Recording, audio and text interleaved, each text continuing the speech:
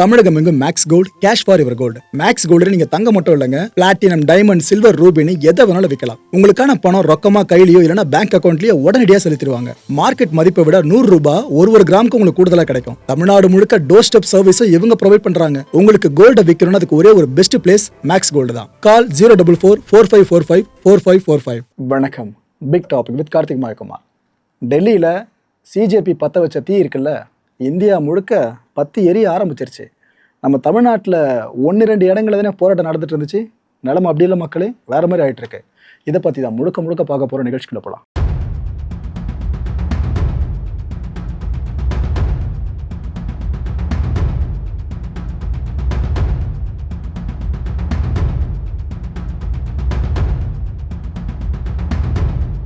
NEET வினாத்தாள் கசிஞ்சதில் இங்கே ஆரம்பித்த பிரச்சனை.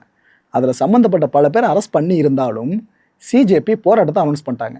ஏங்க என்ன அசால்ட்டாக சொல்கிறீங்க, ஏதோ கொஸ்டின் பேப்பர் லீக் ஆகிடுச்சுன்னு? மத்திய கல்வித்துறை அமைச்சர் தர்மேந்திர பிரதான் இருக்கார்ல, அவரை பொறுப்பு எடுத்துக்கிட்டு ராஜினாமா பண்ண சொல்லுங்கள். அப்போ தான் நாங்கள் அடங்குவோம், அது வரைக்கும் போராட்டம் தொடர்ந்துக்கிட்டு இருக்கோன்னு அவங்க ஒரு ஸ்டாண்ட் எடுத்தாங்க. அந்த ஸ்டாண்டில் அவங்க தெளிவாக நிற்கிறாங்க. ஆனால் இந்தியாவில் இருக்க நிறைய எதிர்க்கட்சிகள் ஒன்று சேர்ந்து என்ன தெரியுமா முடிவு பண்ணிட்டாங்க, சரி நீட் தேர்வை ஒழிக்கிறதுக்கு இதுதான் சரியான நேரம், இப்போ நாம் இந்த நீட் தேர்வு ஒழிப்புன்ற முயற்சி இருக்குல்ல அதை கொண்டு வர ஆரம்பிச்சிட்டாங்க. இன்ஃபேக்ட் பாஜக ஆளாத மாநிலங்கள் இருக்குல்ல, அங்கே இருக்க அரசியல் கட்சிகள்லாம், ஆளுங்கட்சிகளையும் சேர்த்து சொல்கிறேன், அவங்களும் களத்துக்கு வந்துட்டாங்க. இல்லை நீட்டை ஒழிச்சு ஆகணுங்க அப்படின்ட்டு. இப்போ விஷயம் பூதகரமாக மாறிடுச்சா? டெல்லிக்கு அடுத்தபடியாக மும்பையில் பெரிய போராட்டம் இதே விஷயத்தை வலியுறுத்தி தான். தர்மேந்திர பிரதான் பதவி விலகணும்னு சொன்ன பார்த்தீங்களா, அந்த ஒரு வலியுறுத்தலை முன் வச்சு பெரிய அளவுக்கு போராட்டம். என்ன ஆயிடுச்சு, சட்டுன்னு போலீஸ் ஆஃபீஸர்ஸ் களத்துக்கு வந்துட்டு இல்லை டெல்லி அளவுக்கு இதை பெருசாகிட விடக்கூடாதுன்னு ட்ரை பண்ணாங்க தடுக்கிறதுக்கு. நிறைய பேர் அரெஸ்ட் பண்ணாங்க. அரெஸ்ட் பண்ணிவிட்டு ஒரு போலீஸ் வாகனத்தில் எல்லாரையும் ஏற்றிட்டு அவங்க வண்டி எடுத்துகிட்டு வராங்க. இதோ தெரியுதா, ஒருத்தவங்க ஹுடி போட்டுக்கிட்டு ஒரு இளம் பெண். இவங்க என்ன தெரியுமா பண்ணாங்க, கொஞ்சம் கூட பயப்படவே இல்லையே, அந்த வண்டியை அப்படியே நிறுத்திட்டாங்க. முன்னாடி வந்து நின்று கையை 2 அந்த வண்டி மேலே வச்சு என்னை தாண்டி இந்த வந்து எடி பார்ப்போம் அப்படின்னு அந்த பொண்ணு அந்தளவுக்கு பேச ஆரம்பிச்சிட்டாங்க. பயப்படவே இல்லை மக்களே. யங்ஸ்டர்ஸோட ஸ்ட்ரென்த் இருக்குல்ல, அதை இங்கே ஒரு முறை நம்மளால் பார்க்க முடிஞ்சுது. ஒரு கட்டத்தில் என்ன தெரியுமா ஆயிடுச்சு, எப்போ இந்த பொண்ணை சமாளிக்க முடியல அப்படின்ட்டு அந்த வண்டியில் ஏற்றுறாங்க பாருங்க, கைது பண்ணி எல்லாரையும் இறக்கி விட்டாங்க. ஒரே ஒரு பொண்ணு அப்படி சிங்க மாதிரி நின்று எவ்வளோ பெரிய விஷயத்த பண்ணியிருக்காங்க மும்பை காலத்தில். போக பார்த்தா டெல்லியை விட மும்பையில் பீக்குக்கு போயிடும் போல இருக்கு இந்த ப்ரொட்டஸ்ட்டு. இப்படி ஒரு இடமா பரவ ஆரம்பிச்சிருச்சா, இது அப்படியே மும்பையை மட்டும் தொடலை, அடுத்தடுத்த மாநிலங்களும் இந்த தீ தொட ஆரம்பிச்சிருக்கு. இப்போது டெல்லியில் இந்த யங்ஸ்டர்ஸ் போராடிக்கிட்டு இருக்காங்களே, ஏற்கனவே இவங்க மேலே கை வச்சதான் பெரிய இஷ்யூ ஆச்சு. சென்ட்ரல் கவர்மெண்ட் இப்போ வரைக்கும் பிடிப்பதுங்க நின்றுக்கிட்டு இருக்காங்க. தப்பு பண்ணிட்டோமோ, அடிச்சிருக்கூடாதோ, ஆர்டர் இஷ்யூ பண்ணிருக்கூடாதோ அப்படின்ட்டு. எனக்கு என்ன தெரியுமா உள்ளார ஒரு பெரிய குறை, இந்த மக்கள் தொடர்பு சார்ந்து சென்ட்ரல் கவர்மெண்ட்லேயே மினிஸ்ட்ரி இருக்குல்ல, மக்களுக்கு எந்த விஷயத்த சொல்லணும் சொல்லக்கூடாதுன்றதை ஃபில்டர் பண்ணுற அளவுக்கு அதிகாரம் இருக்குல்ல. ஏங்க இந்த செய்திகள் சார்ந்து ஃபேக்ட் செக் பண்ணுறது, மக்களுக்கு அவேர்னஸை கொடுக்கறது, இதுக்காக பிஐபின்னு வச்சுருக்கீங்களே, இதெல்லாம் எதுக்கு இருக்குது? அதில் இப்போ மத்திய அரசு நிலைப்பாடுன்ற ஒன்று இருந்தாக்கா அதை போடணும், அதை ஃபுல்லாக பப்ளிஷ் பண்ணணும். அதை கவர்மெண்ட்டில் இருக்கவங்க பண்ணுறீங்களா இல்லையா? அப்படி எப்படி தொடர்ந்து போராட்ட விஷயமும் போயிட்டுருக்கு எடுத்து. ஏன்னா உங்கள் தரப்பு நியாயம் ஒன்று இருந்தால் அதையும் சொல்லணும். நீங்கள் அதை விட்டு பசங்க அடி வாங்கிட்டு இருக்காங்க, அது காரணம் யாரை சொல்லுவீங்க? ஆட்சியில் இல்லாதவங்கள சொல்லுவீங்க. ஆட்சியில் இருக்குது பாஜக, அப்போ அவங்கள தான் குறை சொல்லுவாங்க. இப்போ வந்துட்டு இல்லை நாங்கள் அதை பண்ண இதை பண்ணணும்னு சொல்லி என்ன பிரயோஜனம்? ஆனால் பசங்க அடிச்சிருக்கீங்களே, சின்ன பசங்க என்ன பாவம் பண்ணாங்க? 12 வயசு 14 வயசு பொண்ணுங்க, சின்ன குழந்தைங்க, அவங்க இருக்கிற இடம் தெரிஞ்சும் கண்ணீர் புகை குண்டியில் பிரயோகப்படுத்திருக்கீங்களே, என்னத்தை சொல்கிறது உங்களெல்லாம்? இதனால தான் மக்கள் கோவப்படுறாங்களே. ஏன்னா நீங்கள் உங்கள் தரப்பு நியாயத்தை சொல்கிறீங்க, ரைட்டு, அதுக்காக எந்த அளவுக்கு இப்படி அடிக்கலாம் செய்வீங்க, லத்தி சார்ஜ்லாம் பண்ணுவீங்கன்னு அவ்வளோ கடுப்பில் இருக்காங்க மக்கள். இந்த டெல்லி இளைஞர்கள் கூடி இருக்காங்களே, ஏற்கனவே உங்க மேலே கை வச்சாங்களா, நேற்றுக்கு நைட்டு என்ன இருக்குது, திரும்ப அடிச்சிருக்காங்க. அந்த பசங்க மேலே தடியடி நடத்தியிருக்காங்க. ஜந்தர் மந்திரை சுற்றியும் இணைய சேவை இருக்குல்ல, அதை துண்டிச்சிட்டாங்க இப்போதைக்கு. அண்ட் இன்னொரு விஷயமும் இப்போயே நம்ம யோசிக்கலாம்னு நினைக்கிறேன். போராட்டம் விஸ்வரூபம் எடுக்க ஆரம்பிக்கிறதுல இந்தியாவோட பல மாநிலங்கள் சார்ந்து இந்த நேரத்தில் அரசு இந்த முடிவு எடுத்து அப்படிங்க இருக்கும், சரி இந்தியா முழுக்க நம்ம இணைய சேவை துண்டிச்சிடலாம் அப்படின்ட்டு.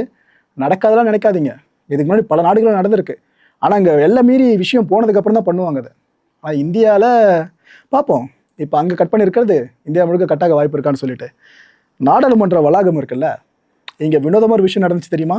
அதாவது ஒரே நேரத்தில் ஆளுங்கட்சி எம்பிஸும் போராட்டம், எதிர்கட்சி எம்பிஸும் போராட்டம். ரொம்ப வினோதமாக இருக்குல்ல. 2 பக்கமும் நின்று எல்லாம் மாறி முடங்கிட்டு இருக்காங்க. ஒரு பக்கம் இந்த எதிர்த்தரப்பில் இருக்கவங்கள என்னடானா பதவி விலக சொல்லுங்க அவரை, அது மட்டும் இல்லை நீட் தேர்வு இந்தியாவில் இருக்கக்கூடாது அப்படின்ற முழக்கம். இன்னொரு பக்கம் ஆளுங்கட்சி சைட்லேருந்து எம்பிஸ் இருக்காங்களா அவங்க இல்லை மாணவர்கள் தான் நம்ம தேசிய நலன், எதிர்காலம் அவங்க தான், இந்தியாவோட எதிர்காலமே அவங்க தான், அவங்க நலன் காக்க தான் நம்ம போராடுறோம், எதிர்க்கட்சிகள் இதை நீங்கள் மாணவர்களை பயன்படுத்துறீங்க அப்படின்னு அவங்க ஒரு பக்கம் முழக்கம். இப்படி வித்தியாசமாக ஒரே டைமில் 2 தரப்பும் போராடி இருக்காங்க நாடாளுமன்ற வளாகத்தில். இது ஒரு பக்கம் நடந்துக்கிட்டு இருக்கா. இன்னொரு பக்கம் பிரைம் மினிஸ்டர் மோடி அவர்கள் இவர் என்ன சொல்லியிருக்காரு தெரியுமா? நீட் வினாத்தாள் கசிவை பற்றி விசாரிக்கிறதுக்கு விரைவு நீதிமன்றங்கள் அமைக்கப்படும்னு சொல்லியிருக்காரு. பசங்க கேட்குறது என்ன? மத்திய அமைச்சரை பதவி விட்டு தூக்குங்கன்னு. ஆனால் பிரதமர் அறிவிச்சிருக்கிறது என்ன? விரைவு நீதிமன்றங்கள் அமைக்கப்படும்னு. மாணவர் எதிர்காலமே எங்களுக்கு ரொம்ப முக்கியம், இதில் ஊறு விளைவிக்கிற யாரையும் நாங்கள் சும்மா விட மாட்டோம்னு சொல்லியிருக்காங்க. வேறு யாரையும் மென்ஷன் பண்ணல. அரசியல் கட்சியினர்லாம் ஏற்றி விட்டுருக்காங்கன்னு சொல்லிட்டு ஆளுங்கட்சி செயலில் சொல்கிறாங்களே, ஸோ அந்த அரசியல்வாதிகளை தான் பிரைம் மினிஸ்டர் இங்கே இப்படி மென்ஷன் பண்ணியிருக்காரு. Okay right. சிஜேபி இவங்க இப்போ என்ன தெரியுமா சொல்கிறாங்க? பிரதமரோட அறிவிப்பை நாங்கள் ஏற்றுக்கலைங்க, நிராகரிக்கிறோம். நாங்கள் கேட்கறது என்ன, அவங்க செய்கிறேன்னு சொல்கிறது என்ன? நாங்கள் விரைவு நீதிமன்றம் கேட்கல, தப்பு நடந்துருச்சுல, ரெஸ்பான்சிபிள் ஒருத்தர் கிளைம் பண்ண சொல்லுங்கள், அவரை ராஜினாமா பண்ணிட்டு வெளியே போக சொல்லுங்கள், அதை தான் கேட்குறோம். அதை அவர் பண்ணால் போதுங்க, தர்மேந்திர பிரதான் பதவி விலகினா போதும், அதுக்கப்புறம் நாங்கள் இந்த போராட்டத்தை நடத்த போகிறோன்னு சிஜேபியில் கேட்டிருக்காங்க. அண்ட் இந்த சிஜேபியோட ஃபவுண்டர் இருக்கார்ல அபிஜித் ஜிப்கே, இவர் என்ன சொல்கிறாரு? 25 நாட்களாக சோனம் வாங்சுக் உண்ணாவிரதம் இருக்கார். ஒரு மனுஷனோட உடம்பு ஓரளவு இருக்குன்னா தாங்கும் இந்த விஷயங்கள், கொடுமைகள் எல்லாம். சாப்பிடாம எவ்வளோ நாளுக்கு ஒரு மனுஷன் இருக்க முடியும்? ஸோ அவரோட உடல்நலம் கருதி அவர் இந்த ஒரு உண்ணாவிரத போராட்டத்தை கைவிடணும்னு இவரே கேட்க ஆரம்பிச்சிட்டாரு. அப்போ அவங்களே கிட்ட இருந்து பார்க்குறாங்களே, அது எவ்வளோ சிவியராக போயிட்டுருக்குன்னு தெரியும். இப்போ வலதுசாரிகள் பல பேர் குற்றச்சாட்டை முன் வைக்கிறாங்க, அது ஒரு பக்கம் ஓடிக்கிட்டு இருக்கு. சோனம் வாங்சுக் பார்த்தீங்கன்னா காங்கிரஸ் குடும்ப பின்னணி கொண்டவர், அவரோட அப்பாவும் பொலிட்டிஷியன் தான், அவங்க உண்ணாவிரதம் பண்ணுறது பாலிடிக்ஸ் சார்ந்து இருக்கும் மேக்ஸிமம், அது இதுன்னு சொல்கிறாங்க. ஆனால் பழங்குடியின மக்கள் இருக்காங்களே, அவங்க நலன் சார்ந்து இவரோட அப்பா போராடி இருக்காரு, அதில் சக்ஸஸும் ஆகிருக்காங்க. அப்படி இருக்கும்போது இது நம்ம அரசியலை மட்டும் பார்த்துட முடியாதுல்ல. ஓகே, அவர் இப்போ சோனம் வாங்சுக் இருக்கார்ல, அவரை உண்ணாவிரதத்தை கைவிடணும், ஆனால் எங்களோட அமைதி போராட்டம் இருக்குல்ல அது தொடரும்னு சொல்லியிருக்காரு அபிஜித். அதாவது தர்மேந்திர பிரதான் பதவி விலகிட்டா எல்லாம் முடிஞ்சுதுங்க. ஆனால் அரசியல் கட்சிகள் கேட்குறது பதவி விலகிறது மட்டும் இல்லை, நீட்டே கேன்சல் பண்ணிடுறாங்க. இப்போ எங்கே வந்து நிற்கிது பார்த்தீங்களா விஷயம்? ஒரு சிலர் இப்போ வாதம் பண்ணுறாங்க, அது கவனிச்சிங்களா?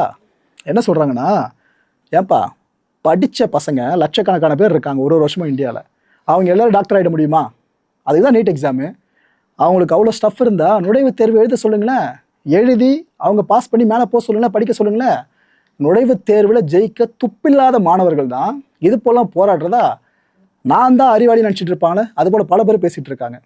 ஒரே விஷயம் நான் கேட்குறேன், அந்த களத்தில் இருக்க மாணவர்கள் இருக்காங்களே, அவங்க நம்மளோட அறிவில் சிறந்தவங்க, நல்லா படித்த, அதாவது காலேஜ் டாப்பர்ஸு, ஸ்கூல் டாப்பர்ஸாக இருந்தவங்க, இப்போ கல்லூரி மாணவர்களாக மாறி இருக்கவங்க, இவங்களும் நாட்கள் அங்கே அதிகம் மெத்த படித்தவங்க. இந்த மாணவர்களுக்காக களத்துக்கு வந்திருக்காங்க பேரண்ட்ஸு, அவங்களும் நிறைய பேர் படித்தவங்க இருக்காங்க. ஏதோ பொத்தாம தான் சொல்கிறாங்க பாருங்க சில பேர், அவ்வளோ இது இருந்தால் துப்பு இல்லாத மாணவ தான் இப்படி இருக்காங்க, பச்சை மேலே அவர் சொல்ல அப்படின்ட்டு. அவங்க அறிவை பற்றி நம்ம பேசுகிறதா ரொம்ப ரொம்ப தப்பான விஷயம் அது. இன்னொன்று கேட்டுக்கிறேன், இது வரைக்கும் எந்த நுழைவுத் தேர்வை எதிர்த்து இந்திய லெவலில் இந்தளவுக்கு பெரிய போராட்டம் நடந்திருக்கா? ஒரு மாநிலத்தை சொல்லலை, இந்தியாவில் இருக்க எல்லா மாநிலம் சேர்ந்து போராடி இருக்காங்க மாணவர்கள். இல்லைல்ல, இந்த ஒரு தேர்வு முறையை எதிர்த்து தானே போராடுறாங்க. அதுவும் நீங்கள் பண்ண தப்பு, சொதப்பணிங்க போறீங்க, கொஸ்டின் பேப்பர் லீக் ஆகி, அதனால் வந்த வேணாம் இது. அப்போ தப்பு இல்லை யார் மேலே? அதை விட்டு போராடுற மக்களை பார்த்து இது மாதிரிலாம் வார்த்தைகளை பயன்படுத்தினா ரொம்ப ரொம்ப தப்புங்க இது. வேறனா ஒரு 2 விஷயத்த பண்ணால் இந்த விஷயத்தை ஆற போட முடியும் இந்த போராட்டத்தை. அதில் மொதல் விஷயம் நீட்டை ரத்து பண்ணுறது. இதில் என்ன நீங்கள் கவனிக்கணும்னா, நீட் தேர்வுக்கு முன்னாடியே இந்தியாவில் பல டாக்டர்ஸ் உருவாகிருக்காங்களா? அப்போ அவங்கெல்லாம் திறமை இல்லாதவங்க சொல்கிறீங்களா? கிடையாதுல்ல. அப்போவே இந்தியாவுக்கு என்ன பெரிய பேர் இருந்துச்சு, டாக்டர்ஸ் நிரம்பின நாடுப்பா. அவ்வளோ ஹைலி எஃபிஷியண்ட்டான டாக்டர்ஸ் இருக்காங்கப்பா. ஹாஸ்பிட்டல்ஸில் அவ்வளோ சர்வீஸ் சூப்பராக இருக்கும்னு வெளிநாடுகளில் இருக்கவங்க இந்தியா வந்துட்டு இருக்காங்க மருத்துவம் பார்க்குறதுக்கு. நீட் எக்ஸாம் வரதுக்கு முன்னாடியே சொல்லிக்கிட்டு இருக்கேன். சரி, நீட் எக்ஸாம் வந்துச்சுல, இதுக்கு அப்புறம் தான் இந்தியாவில் சிறந்த மருத்துவர்கள் உருவாகினாங்கன்னு நீங்கள் எந்த ஸ்டாட்ஸ் அடிப்படை வச்சு சொல்ல முடியும்? பதில் சொல்ல முடியாதுல்ல. 2வது விஷயம் பதவி நீக்கம். வேற என்ன, தர்மேந்திர பிரதான் அந்த ஒரே ஒரு பர்சனை பாஜக கவர்மெண்ட் காவு கொடுத்தாங்கனாக்கா, இட் மீன்ஸ் அவர் அந்த பதவியிலேருந்து தூக்கிட்டாங்கனாக்கா, இதுக்கப்புறம் மாணவர்கள் எதிர்ப்பு இல்லைன்னா அவரை துறை கூட மாற்றி விட்டுடலாம், வேற துறை சார்ந்து கூட. ஆனால் அதை பண்ணாமல் இருக்கீங்களே. பிரதான் மேலே இது வரைக்கும் பிஜேபி அரசு கை வைக்காமல் இருக்கிறது பிரதமருக்கு தலைவலியாக மாறிடும். அதான் இப்போ அவர் இந்த ப்ரெஷரை பில்ட் பண்ணிட்டு இருக்காரு. இப்போ அந்த ப்ரெஷர் தான் பிரதமர் நோக்கி பயங்கரமாக பில்ட் ஆகிட்டு இருக்கு. அது மட்டும் இல்லைங்க, தர்மேந்திர பிரதானோட மகள் இருக்காங்களே, அவங்க இன்ஸ்டாகிராம் ஐடியை தேடி கண்டுபிடிச்சு அதில் போயிட்டு என்னென்னவோ பேசியிருக்காங்க பல பேரும். மொத்த கோபத்தையும் அங்கே போய் கொட்டியிருக்காங்க. அந்த பொண்ணு கடைசியில் டீஆக்டிவேட் பண்ணிட்டு போயிட்டாங்க. எந்த அளவுக்கு பற்றி அறிஞ்சிட்டு இருக்கல விஷயம். கமல்ஹாசன் அவர்கள் ராஜ்யசபா எம்பி, இவர் இப்போ என்ன சொல்கிறாரு, குழந்தை அழறப்பவே செவிசாச்சிருக்கணும், அதை நீங்கள் கேட்டிருக்கணும். ஆனால் நம்ம குழந்தைங்க இறக்குற வரைக்கும் காத்துட்டு இருந்திருக்கோம். அதாவது மாணவர்கள் சொல்லும் போதே கேட்டிருக்கணும். இப்போ அவங்க வந்து நிறைய பேர் காயம்பட்டு இருக்காங்களே, இதை பார்த்துக்கிட்டு இருக்கோம். ஒரு தேசத்தோட குழந்தைங்க தடியடிகளை வாங்கும்போது அந்த நாடு தோல்வி அடைஞ்சிருதுன்னு சொல்லியிருக்காரு. என்ன சொல்ல வர்றாரு புரியுதா மக்களே? கமல்ஹாசனோட இந்த ஸ்டேட்மெண்ட் உங்களுக்கு புரிய நினைக்கிறேன். உங்கள் கடமையை நீங்கள் செஞ்சிட்டீங்க, இப்போ நாடு உங்களுக்காக தன்னோட கடமையை செய்யணும்னு சொல்லியிருக்காரு. நீங்கள் செஞ்சிட்டீங்கன்னு மென்ஷன் பண்ணியிருக்கிறது மாணவர்களை, நாடு செய்யுன்றது மத்திய அரசு. ரைட்டு. நீட் தேர்வுக்கு எதிராக தமிழ் சினிமா டைரக்டர்ஸ் இப்போ ஒரு பெரிய அறிவிப்பை வெளியிட்டிருக்காங்க. கவனிச்சிங்களா? வெற்றிமாறன் அவர்கள், பா ரஞ்சித் அவர்கள், அமீர் அவர்கள் இவங்க தலைமையில் நம்ம சென்னை எழும்பூர் ராஜரத்னம் ஸ்டேடியம் இருக்குல்ல, இங்கே இன்னைக்கு போராட்டம். இப்போ ஏற்பட்ட மேசிவ் அனௌன்ஸ்மெண்ட்டை பெரிய பெரிய டைரக்டர்ஸ் இப்போ அனௌன்ஸ் பண்ணியிருக்காங்க. பேரல இன்னொரு பக்கம் தமிழ்நாட்டில் இந்த போராட்ட கனல் பெருசாக வர ஆரம்பிச்சிருச்சு. நம்ம கோயம்புத்தூர் அரசு கலைக்கல்லூரி இருக்குல்ல, அதை சேர்ந்த மாணவர்கள் வகுப்புகளை புறக்கணிச்சுட்டு காத்திருப்பு போராட்டத்தில் ஈடுபட ஆரம்பிச்சிட்டாங்க. இதை தாண்டி ரயில் மறியல் போராட்டம் நடந்திருக்குங்க நம்ம தமிழ்நாட்டில். திருப்பரங்குன்றம் இருக்குல்ல, அங்கே மாணவர் சங்கத்தை சேர்ந்தவங்க ரயிலை மறிச்சிட்டாங்க. அவங்கள அந்த ட்ராக்கை விட்டு அப்புறப்படுத்துறதுக்குள்ளே போலீஸார் ஒரு வழி ஆயிட்டாங்க. இப்போ என்ன தெரியுமா, தமிழ்நாடு அரசுக்கு ஒரு பெரிய தலைவலி. நீட்டை எதிர்க்கிற நிலைப்பாட்டில் இப்போ இருக்க தாவேக்கு அரசு இருக்காங்க. எலெக்ஷனுக்கு முன்னாடியிலிருந்து சிஎம் விஜய் அவர்கள் இதை தான் சொல்லிக்கிட்டு இருந்தாங்க. ஆனால் இப்போ போராடுற மாணவர்களை நீங்கள் கண்ட்ரோலும் பண்ணணும், அவங்க மேலே கை வைக்கக்கூடாது, கைது பண்ணாலும் எதிர்கட்சியில் விமர்சனம் பண்ணுவாங்க. இப்போ தாவேக்கு அரசு என்ன பண்ண போகுது? எப்பேற்பட்ட ஒரு பெரிய முடிச்சு வச்சுக்கிட்டு இருக்காங்க தெரியுதா? Okay right. புதுக்கோட்டை இந்த பழைய பேருந்து நிலையம் இருக்குல்ல, அங்கே இளைஞர்கள் போராட வந்துட்டாங்க களத்துக்கு. அங்கே அவங்கள குண்டுக்கட்டாக தூக்கிட்டு போயிட்டு அரெஸ்ட் பண்ணுறது நடந்திருக்கு. ஒரு சில இடங்களில் தமிழ்நாட்டில் போராடுறவங்க அரெஸ்ட்டும் பண்ணப்படுறாங்க. இதில் தான் பள்ளிக்கல்வித்துறை அமைச்சர் ராஜ்மோகன் முதல்ல சொன்னார் பாருங்க, எங்கள் அறவழியில் பப்ளிக் எந்த பிரச்சனையும் இல்லாமல் அனுமதியோடு அவங்க போராடுறாங்கனாக்கா எதுவும் பிரச்சனை இல்லைங்க. ஆனால் அதை தாண்டி ஏதாவது இஷ்யூ நடக்குது, பப்ளிக் சஃபர் ஆகிறாங்கன்னா மட்டும்தான் கைது வரைக்கும் போகிற மாதிரி இருக்குன்னு அவர் சொல்லியிருந்தார். Okay right. திண்டிவனத்தில் வகுப்புகளை புறக்கணிச்சுட்டு இந்த கல்லூரி மாணவர்கள் போராடி இருக்காங்க. அதில் எங்கே பார்த்தாலும் மாணவர் சங்கத்தில் இருக்காங்களே, அவங்களோட முகங்கள் எல்லா போராட்ட களங்களையும் பெருசாக பார்க்க முடியுது. நம்ம சென்னையில் எடுத்துக்கிட்டால் பாலநிலம் இருக்குல்ல, அங்கே 4வது நாளாக போராட்டம் நடந்திருக்கு. ஆக்சுவலாக இந்த கூட்டத்தை பார்த்து கம்மியாக இருக்குன்னு நினைப்பீங்க, ஆனால் கிண்டியில் இதே டைமில் ஒரு போராட்டம் நடந்திருக்கு. அங்கே நல்ல கூட்டம். அங்கேயே எக்ஸாக்டாக மாணவர் சங்கத்தை சேர்ந்தவங்களாம் பல பேரையும் பார்க்க முடியுது. ஆனால் நம்ம சென்னை மெரினா கடற்கரை இருக்குல்ல, மூடியாச்சு மக்களே.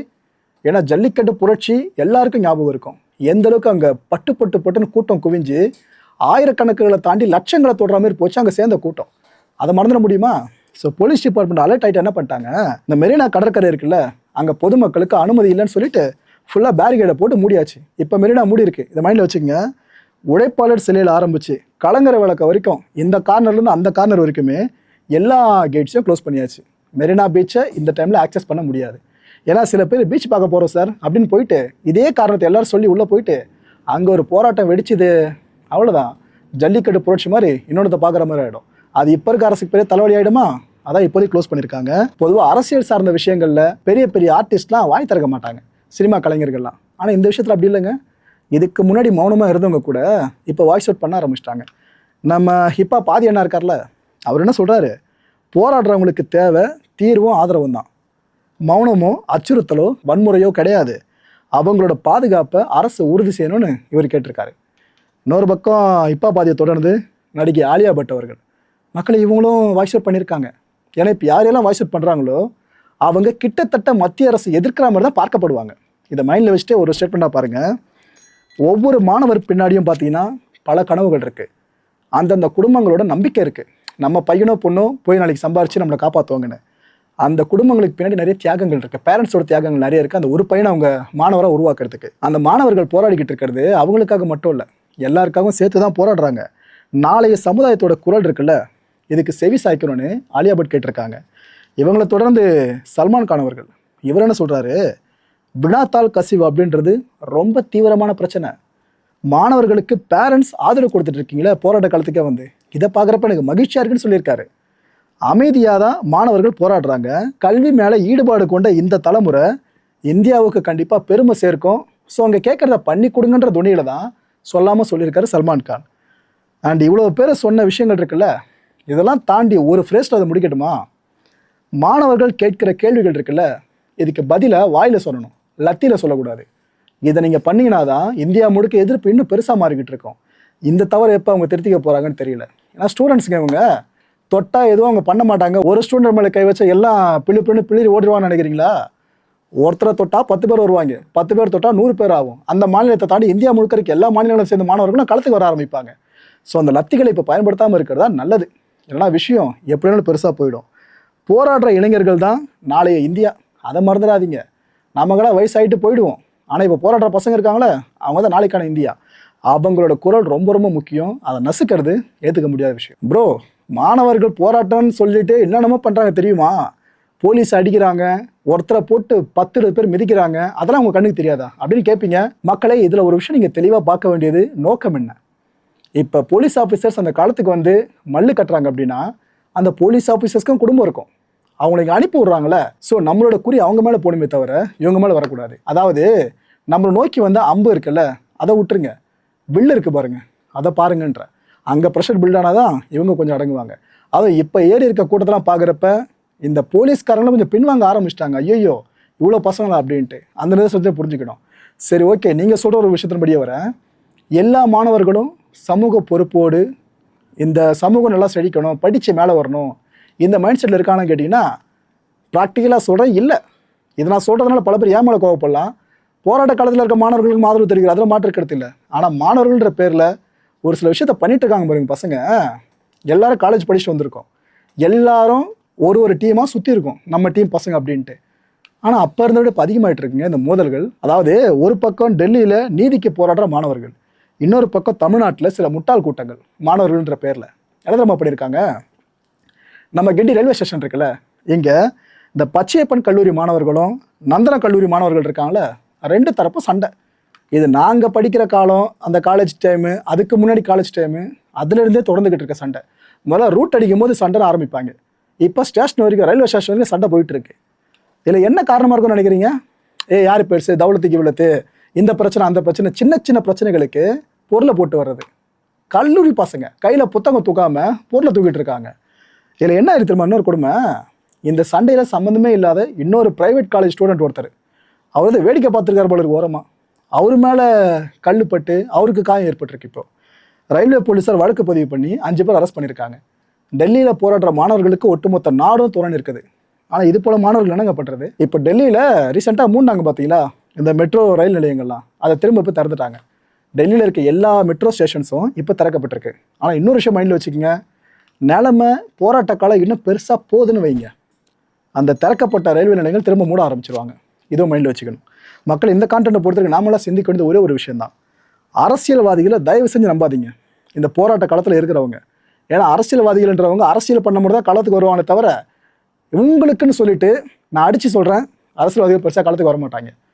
அதுவும் இவ்வளோ காலமாக ஒன்று சேராத அரசியல்வாதிகள் நீட்டுக்கு எதிராக இப்போ மட்டும் இப்படி ஒன்று சேர்றாங்க. நீங்கள் இருக்க தைரியம் அவ்வளோதான். எதுக்கு சொல்கிறேன்னா, அவங்க உங்களுக்காக போராட்டம்னு வந்துட்டு பேர் அவங்க எடுத்துகிட்டு போவாங்க. கடைசியில் பார்த்தீங்களா, நாங்கள் தான் அவர் பதவி விலக காரணமாக இருந்தோம், பார்த்தீங்களா நாங்கள் தான் நீட்டை ஒழிக்க காரணமாக இருந்தோன்னு கிரெடிட்ஸ் அவங்க கொண்டு போவாங்க. ஜல்லிக்கட்டு புரட்சி அவ்வளோ பெரிய வெற்றியடைய காரணம் என்ன தெரியுமா? பொலிட்டிஷியன்ஸை உள்ளே விடாதது. அதான் இங்கே செய்ய சொல்கிறேன். அடுத்த நிகழ்ச்சி சந்திக்கலாம். நன்றி, வணக்கம். தமிழகம் எங்கும் max gold, cash for your gold. Max gold நீங்க தங்க மட்டும் இல்லைங்க, பிளாட்டினம், டைமண்ட், சில்வர், ரூபினி எதை வேணாலும் விற்கலாம். உங்களுக்கான பணம் ரொக்கமா கையிலயோ இல்லைன்னா பேங்க் அக்கௌண்ட்லயோ உடனடியாக செலுத்திடுவாங்க. மார்க்கெட் மதிப்பை விட 100 ரூபாய் ஒரு கிராமுக்கு உங்களுக்கு கூடுதலாக கிடைக்கும். தமிழ்நாடு முழுக்க டோர் ஸ்டெப் சர்வீஸும் இவங்க ப்ரொவைட் பண்றாங்க. உங்களுக்கு கோல்டை விற்கணும்னு அதுக்கு ஒரே ஒரு பெஸ்ட் பிளேஸ் மேக்ஸ் கோல்டு தான். கால் 04445454545. என் அன்பார்ந்த மாயம் ஸ்டுடியோஸ் நேயர்களே, மாயம் பக்தின்னு ஆன்மீகத்துக்காக பிரத்யேகமா ஒரு சேனலை கொண்டு வந்திருக்கோம். மறக்காம சப்ஸ்கிரைப் பண்ணி அந்த சேனலுக்கு உங்களோட ஆதரவை மனப்பூர்வமாக தெரிவிங்க. வணக்கம் மாயம் ஸ்டுடியோஸ் நண்பர்களே. மாயம் ட்ரெண்ட்ஸ் அப்படின்ற ஒரு புதிய ஃபேஸ்புக் பேஜை ஓப்பன் பண்ணியிருக்கோம். நீங்கள் யூடியூப்பில் பார்த்துட்டு இருக்கீங்களா நம்மளோட கான்டென்ட்ஸ்லாம், இதெல்லாம் விட ஒரு படி மேலே ரொம்ப கிறிஸ்பாகவும் ரொம்ப சூப்பராகவும் நிறைய கான்டென்ட்ஸ் உங்களுக்கு இந்த பேஜில் காத்துட்ருக்குங்க. ஸோ உடனடியாக ஃபேஸ்புக் பிளாட்ஃபார்ம் போங்க, மாயம் ட்ரெண்ட்ஸ்னு டைப் பண்ணி சர்ச் பண்ணி நம்ம பேஜை ஃபாலோ பண்ணுங்கள். அப்படியே நம்ம சேனலையும் நீங்கள் சப்ஸ்கிரைப் பண்ணிட்டீங்க அப்படின்னா இன்னும் நிறைய புது கான்டென்ட்ஸை உங்களுக்காக ப்ரொடியூஸ் பண்ணி கொடுத்துக்கிட்டே இருப்பாங்க. நீங்கள் பண்ணுற ஒவ்வொரு சப்ஸ்கிரிப்ஷனும் எங்களுக்கு பெரிய மோட்டிவேஷனாக அமையும்.